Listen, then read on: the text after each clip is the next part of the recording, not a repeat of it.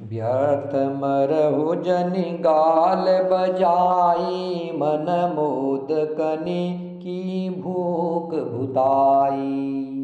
व्यर्थ मरहु जनि गाल बजाई, मन मोद कनि की भूख भुताई। सीक हमारी सुनी परम पुनीता, जगदम्बा जानहु जिय सीता। जगत पिता रघुपति बिचारी, भरी लोचन छवि लेहु निहारी। सुंदर सुखद सकल गुण राशि, ए दो बंधु संबूर बासी।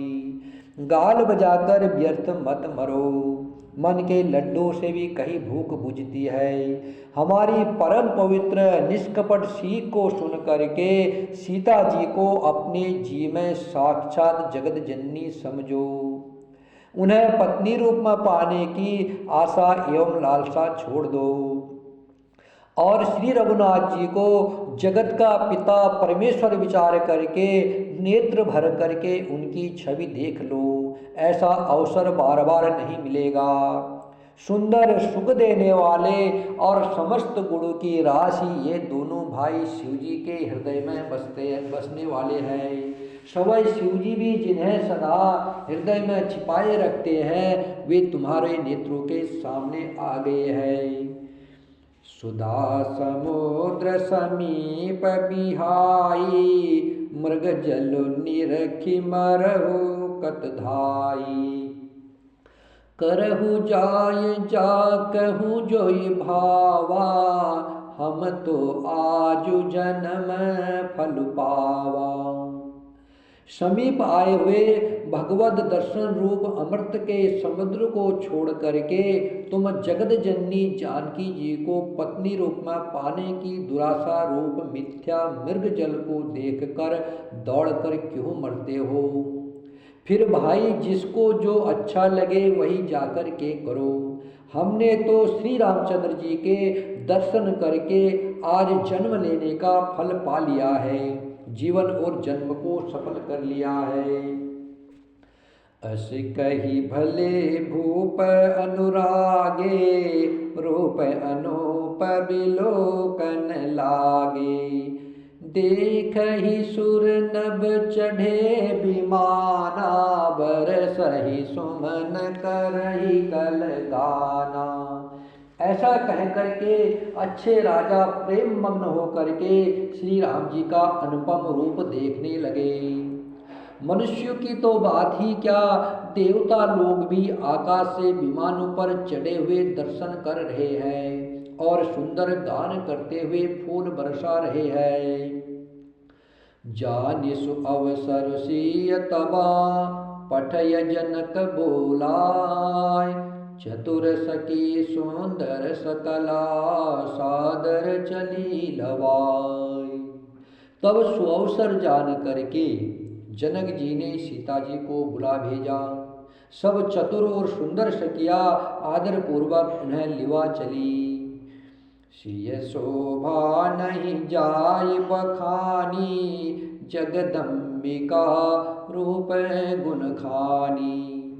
उपमा सकल मोहि लघु लागी, प्राकृत नारी अंग अनुरागी।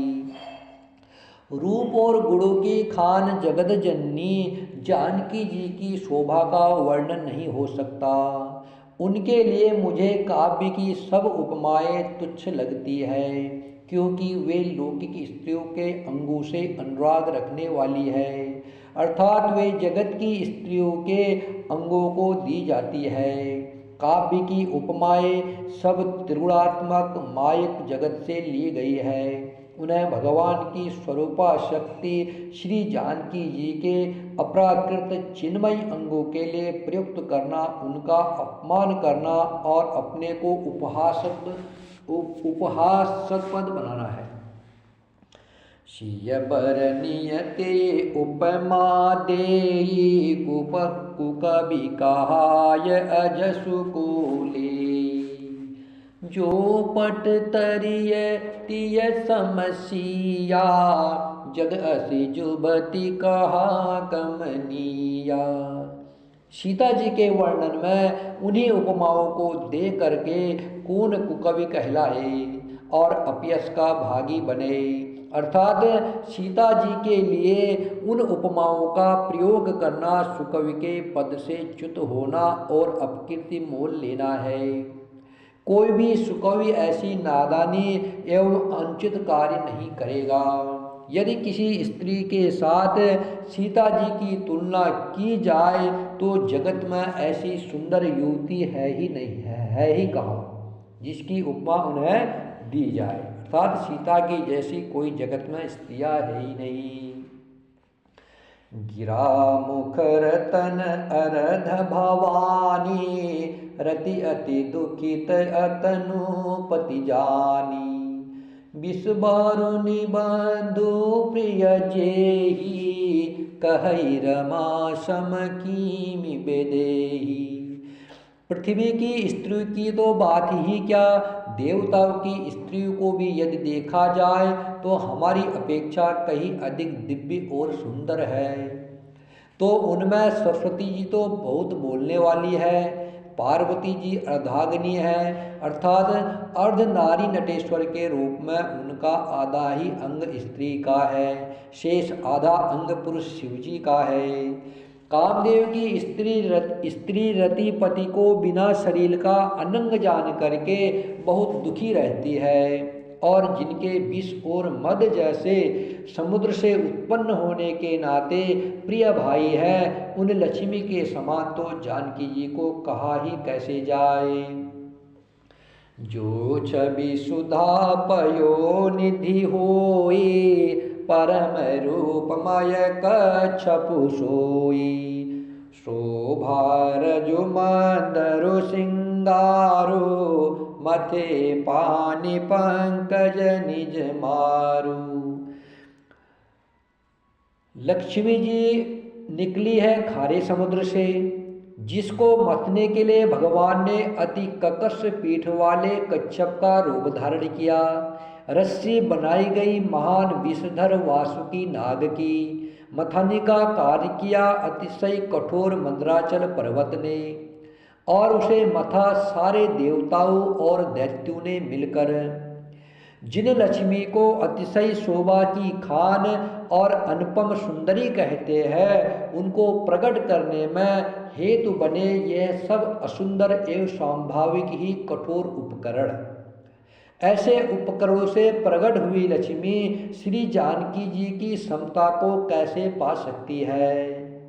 हाँ, इसके विपरीत यदि छवि रूपी अमृत का समुद्र हो, परम रूपमय कच्छप हो, शोभा रूपी रस्सी हो, श्रृंगार रस पर्वत हो, और उस छवि के समुद्र को स्वयं कामदेव अपने ही कर कमल से मथे। एहि विधि उपजे लक्ष्य जबा, सुंदरता सुख मूल। तदपि सकोच समेत कवि, कहयसीय समतूल। इस प्रकार का संयोग होने से जब सुंदरता और सुख की मूल लक्ष्मी उत्पन्न हो, तो भी कवि लोग बहुत संकोच के साथ सीता जी के समान कहेंगे।